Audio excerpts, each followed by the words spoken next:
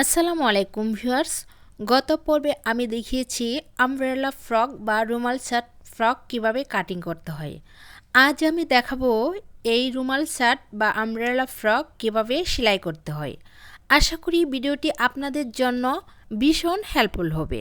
চলুন তাহলে ভিডিওটি শুরু করা যাক।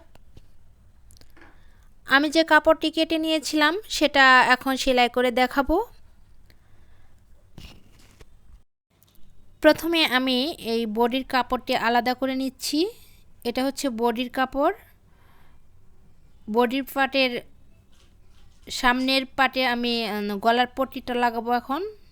তার জন্য কাপড়টি প্রথমে মেলিয়ে নিচ্ছি। এখন আমি এই পট্টিটি ব্যবহার করব। এক কালার পট্টি নিয়েছি, যেহেতু আমার প্রিন্টের কাপড় ছিল না। গুলজামা কাটিং করতে 3.5 গজ পরিমাণ কাপড় দিয়ে গুলজামা বানাতে হলে মানে একদম কাটছাট হয়ে যায়, তাই আমি এই যে এক কালার কাপড়টি নিয়েছি। প্রথমে সাইডে একটা ভাঁজ দিয়ে সেলাই দিয়ে নিচ্ছি।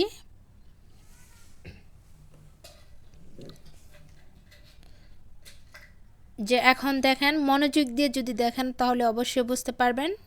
আমার বডির কাপড়টি হচ্ছে সোজা সাইড এবং পট্টির কাপড়টি হচ্ছে উল্টো সাইডে রেখে যে কোনা একদম নিচে কোনা বরাবর ঠিক রেখে তারপর উপর দিক থেকে সেলাই দিয়ে নিয়ে আসতে হবে।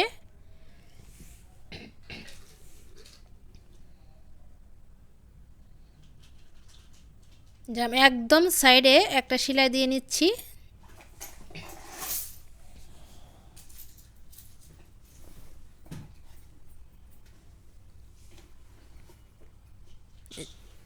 এই যে আমার সেলাই দেওয়াটা কমপ্লিট হয়ে গেল। এখন আমি কেচির মাথা দিয়ে একটু যে গোল রাউন্ড ওখানে কেটে নিচ্ছি। এখন এই যে কাপড়টিকে এভাবে উল্টিয়ে একটা চাপ সেলাই দিয়ে নিব। এই চাপ সেলাইটা অবশ্যই পট্টির কাপড়ের উপরে হবে।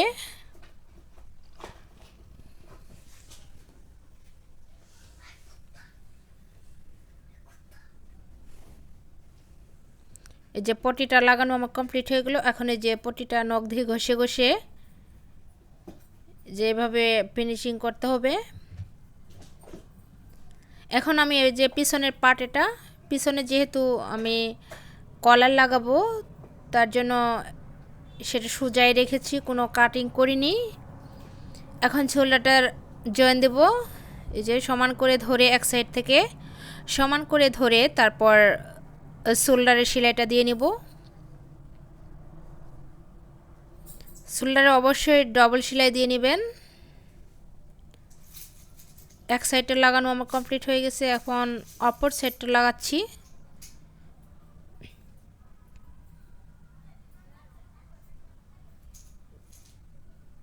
যে দুটি শোল্ডারে আমি জয়েন করে নিয়েছি।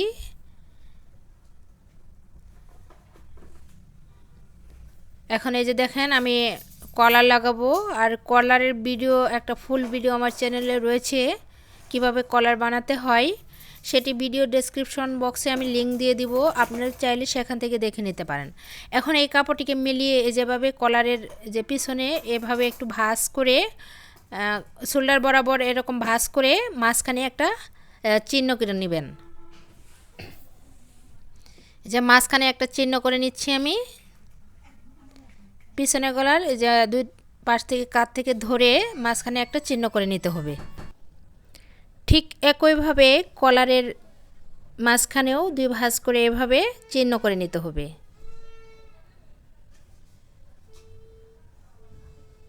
এই যেভাবে কলারও চিহ্ন করে নিতে হবে।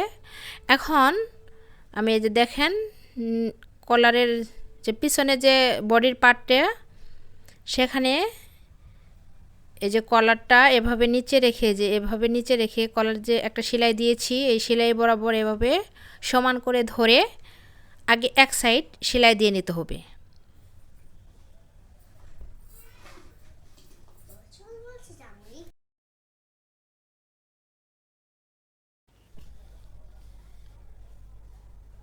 যেভাবে একদম সমান করে ধরে সুন্দর করে সেলাইটা দিয়ে নিতে হবে।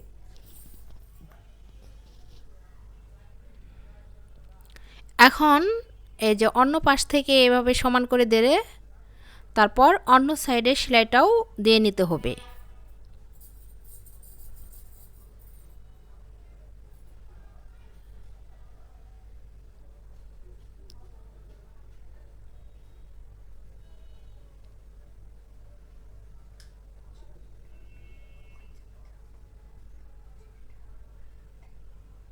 এই যে দেখেন এভাবে, এই যেটা সুন্দর করে এভাবে রেখে তারপরে এখন আমি এই যে নিচের ঝুলের কাপড়টি নিচের জয়েন্টটা দিয়ে নিব আগে। এই যে দেখেন যে জয়েন্টের কাপড়টি সমান করে ধরে উল্টো এবং সোজা পাট সমান করে ধরে সুন্দর করে এই যে দেখেন খুব সুন্দর করে ধরে তারপরে যে সাইডে সেলাইটা দিয়ে নিতে হবে। অবশ্যই দেখে নেবেন উল্টো পাট এবং সোজা পাট দেখে তারপর যে জোড়ার কাপড়টি জয়েন করে নেবেন। ঠিক একইভাবে আমি অন্য পাটের জোড়ার কাপড়টাও দিয়ে নিব। যে এখন আমি বডির সাথে এটা অ্যাটাচ করব। যে বডির কাপড়টি হচ্ছে উল্টো সাইড এবং ঝুলের কাপড়টিও হচ্ছে উল্টো সাইডে রেখে তারপর এই যেভাবে ধরে এই যে দেখেন এই যে ভিতর সাইডটা হবে সোজা সাইড, দুটাই ভিতরে সোজা সাইডে হবে। এই যেভাবে ধরে তারপর একটা সেলাই দিয়ে নিতে হবে।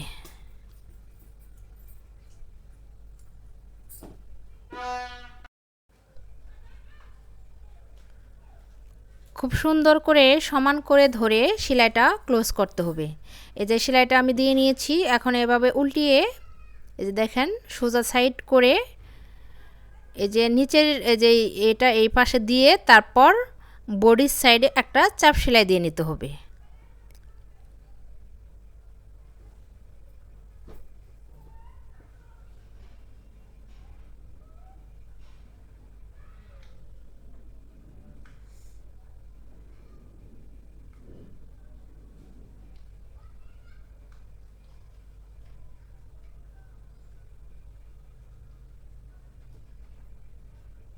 এই যে আমার এক পাশের ঝুলটা সাথে বডিটা অ্যাটাচ করা কমপ্লিট হয়ে গেল। এখন আমি অন্য সাইডটা অ্যাটাচ করব।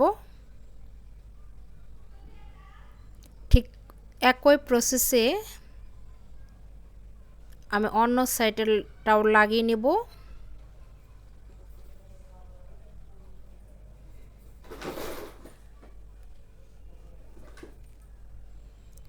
যে অন্য সাইডেরটাও আমি সমান করে ধরে সেলাই করে নিচ্ছি।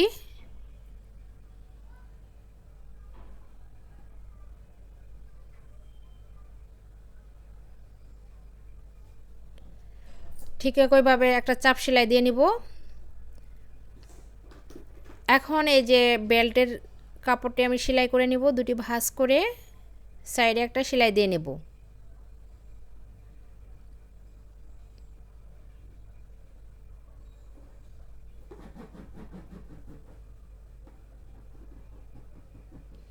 সাইডে বাড়তি কাপড়টুকু কেটে নিলাম। এখন একটা কাঠির সাহায্যে এটাকে উল্টিয়ে নেব। এখন আমি বডিটা অ্যাটাচ করব, দুই সাইডে সেলাইটা দিব। তার জন্য আমি মাপ দিয়ে আমি মার্ক করে নিয়েছি, এই যে দাগ দিয়ে নিয়েছি। মাপটা দিয়ে বডি এবং কোমরের মাপটা দিয়ে তারপর সোজা করে একটা দাগ দিয়ে নিয়েছি। এখন এই যে সাইডে সেলাইটা দিয়ে নিব।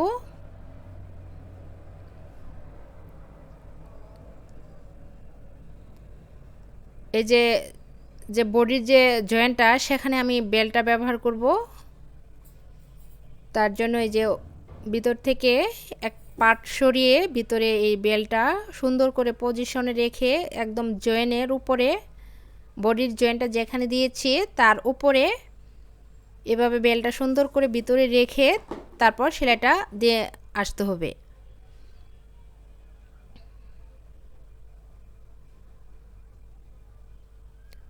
বডির এই সাইডে অবশ্যই ডাবল সেলাই দিয়ে নেবেন।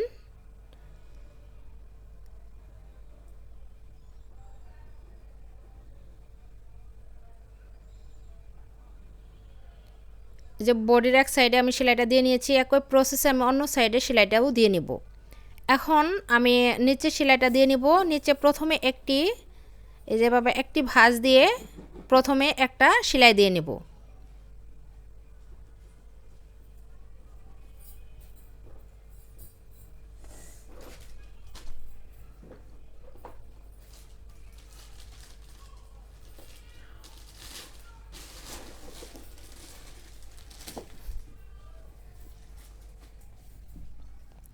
যে একটা সেলাই দিয়ে আমার কমপ্লিট হয়ে গেল। এখন আরেকটি ভাঁজ দিয়ে এভাবে ওপর দিয়ে আরেকটি সেলাই দিয়ে নেব।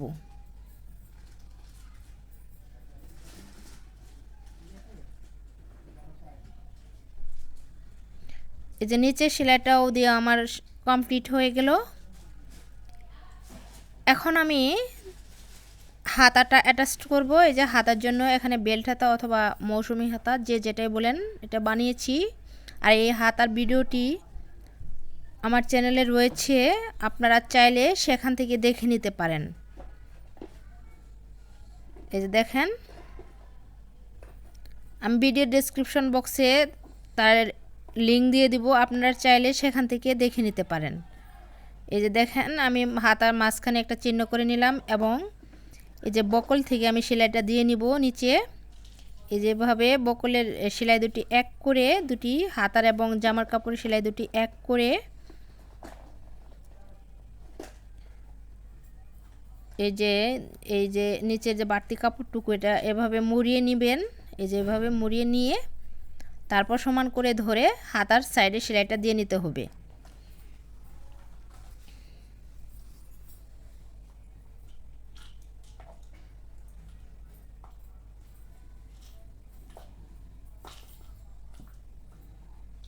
এখন আমি ঘুরিয়ে ঘুরিয়ে সেলাইটা দিয়ে নিব। অবশ্যই হাতার যে সেলাইটা সেটা ডাবল সেলাই দিয়ে নেবেন।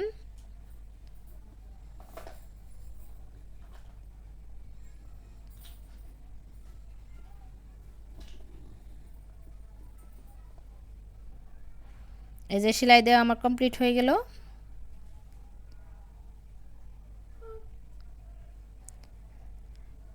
দেখেন এই যে পুরো জামাটির লুক। আমার চ্যানেলে যারা নতুন দর্শক প্লিজ চ্যানেলটি সাবস্ক্রাইব করে দিবেন এবং পেজ থেকে যারা দেখছেন প্লিজ পেজটি ফলো করে দিবেন। আজ এই পর্যন্ত।